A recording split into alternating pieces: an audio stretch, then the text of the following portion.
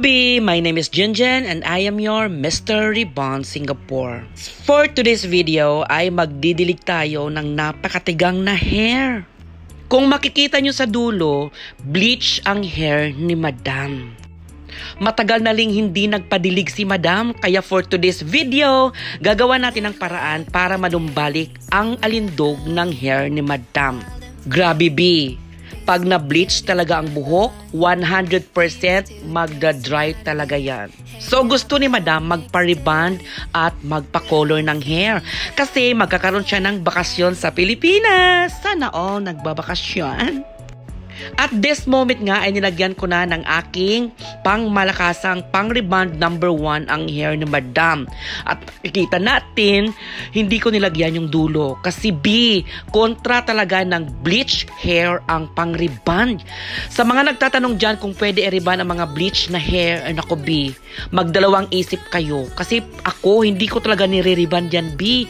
Kasi alam ko talaga ang magiging effect. Magpuputol-putol talaga ang hair. At tatawagin kayong tigang kapag nakita kayo naglalakad at putol-putol ang inyong hair. Diba? Ang tsaka. Yung tipong ang ganda-ganda mo tapos sasabihin tigang ka dahil ang hair mo kulang sa dilig. Kaya B, sa mga dry ang buhok dyan, wag nang magpatumpik-tumpik, pumunta na kayo kay Mr. Rebond Singapore.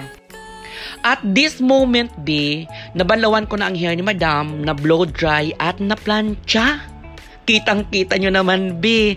Number 1 pa lang yan. Pero grabe, super kintab na ng buhok ni Madam at super silky at super straight.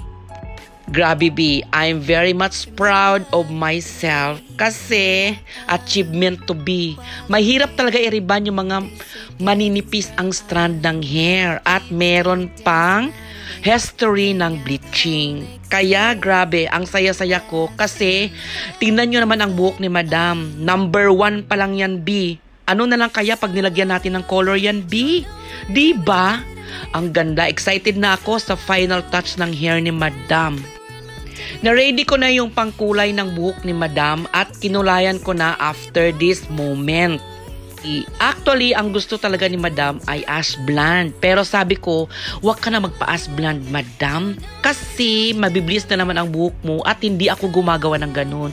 Yes, B, hindi talaga ako nagre-rebond at nagbi-bleach. Kasi alam ko talagang mangangarag talaga ang mga buhok ng aking client. After ko nga makulayan ang buhok ni Madam, ay binabad ko na rin siya na Brazilian treatment. Tatanungin nyo naman nasaan ang Brazilian treatment. Hindi ko na na-videohan ang buhok ni Madam habang nakababad sa Brazilian treatment kasi super busy ang inyong Mr. Rebond Singapore. At ito na nga ang buhok ni Madam. Grabe, ang saya-saya kasi achieve ko talaga yung goal ko. Ay, goal ba yun? Achieve ko talaga yung gusto kong mangyari sa buhok ni Madam.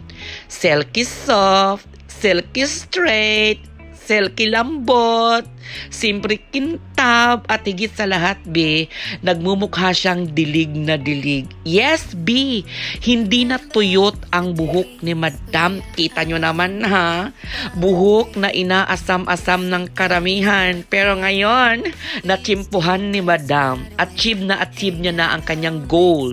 Uwing-uwi na talaga si Madam at excited na siyang dumating sa Pilipinas. At alam nyo ba, B, ang tagal niyang hindi umuwi at pag umuwi siya, ayaw niyang masabihan na tigang at laspag o kaya ay naghihirap dito sa Singapore. Kasi B, pangit naman yung paglapag mo sa airport ng Pilipinas ay ngarag ang buhok mo, machichismis ka pa ng mga kapitbahay na naghihirap dito sa Singapore. Pero kay Madam, sure win na yan. Hindi talaga siya ipagchichismisan ng kanyang mga kapitbahay kasi kita nyo naman B, ang ganda ng kanyang hair. Kaya sa mga gustong magpagawa, i-WhatsApp nyo na ako dyan sa number na sa inyo mga screen. I-follow nyo din po ako at pumili na kang gusto ng inyong hair. Salamat!